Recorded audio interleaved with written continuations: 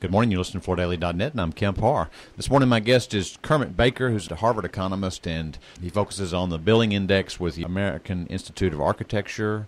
And let's start with that. Kermit, first, how you doing? I'm doing well, Kemp. Surviving the winter up here and hoping for warmer weather. Yeah, we just had a storm, down here in Adairsville, got hit by a tornado, which is just south of us here. It's interesting times for weather. So let's talk about the commercial market, if you would. Your AIA index did dip, I think, in April of last year and stayed below 50, which is not good, until about August, and then it's turned up and continues to be in the positive area, which for flooring people, that's probably a year out as far as any solid indicator. Talk a little bit about that, if you would. Sure. Our billings index, to remind our listeners, Kemp, looks at revenue at architecture firms and business activity at architecture firms, as you suggested, leads construction activity by 9 to 12 months, and flooring people sort of being in the tail end of that construction process, maybe even by a little bit more.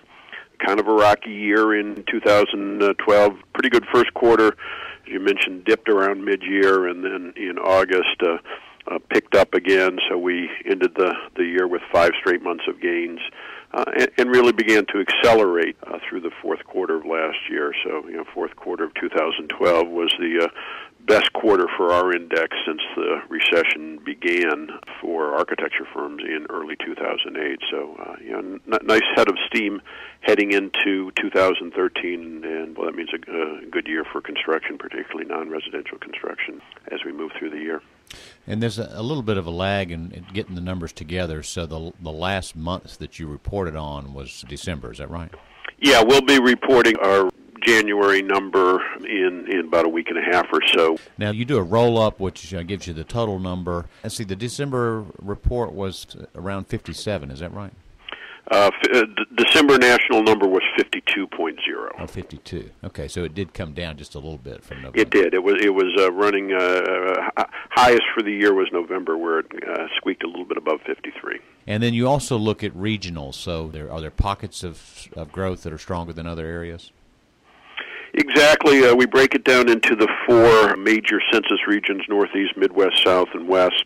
Northeast, Midwest, South were all positive, meaning their index scores were above 50. The West, almost there, 49.6, so kind of looking to peak over the top. So it does look like a broad-based recovery here. We do think the West is going to move up into positive territory as we move through the first part of this year. So, I think we've got a very broad-based set of numbers here, and a set of architecture firms reporting better conditions.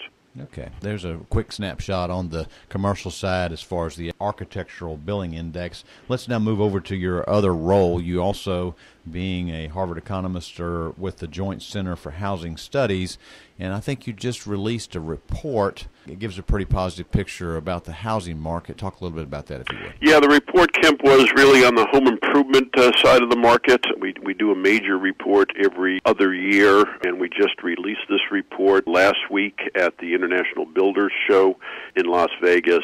We've seen very strong numbers on the new construction side of housing. Ended the year, the December numbers, almost at a million level on a seasonally adjusted and annualized rate. So good solid momentum there, and the point of our report is we're seeing that momentum carry over into home improvement activity.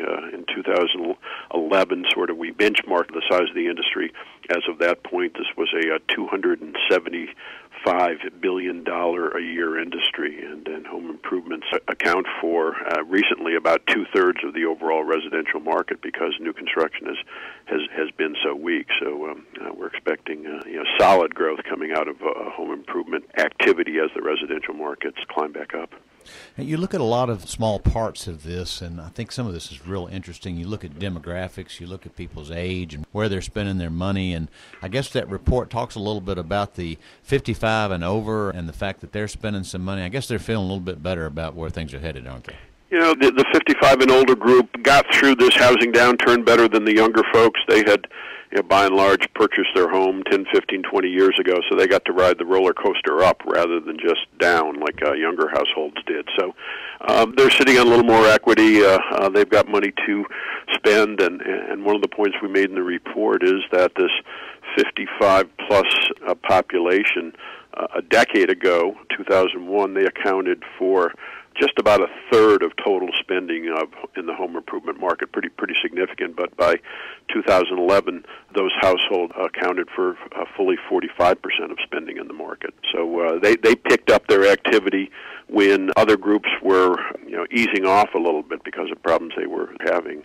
So that's why the industry is very excited about the potential for aging-in-place retrofits as this population sort of nears their retirement years and gets their homes ready to accommodate them as they reach their retirement years. Mm-hmm. One of the issues in the flooring market is that floors don't really break; they just wear out, and you can live on a worn-out floor.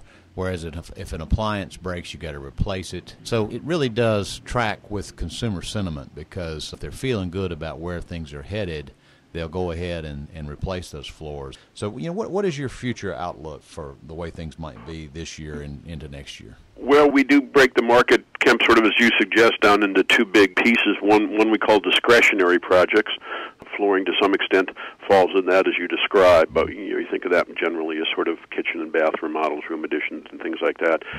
Things you want to do, but don't necessarily need to do if you're a little bit concerned about economic outlook, as opposed to sort of the traditional replacement projects. You talked about appliances.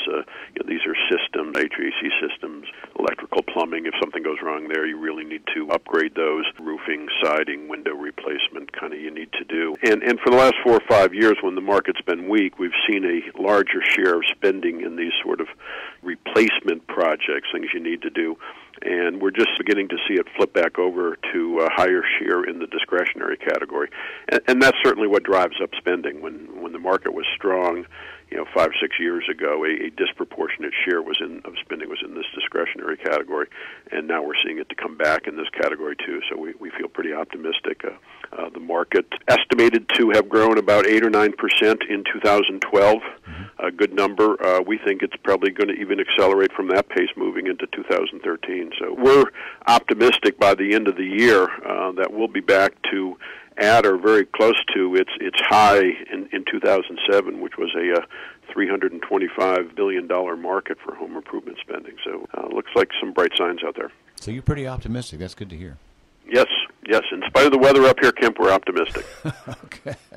All right. Well, listen, I just got back from Surfaces yesterday, which is the flooring show, and the attendance of the show is probably about what it's been.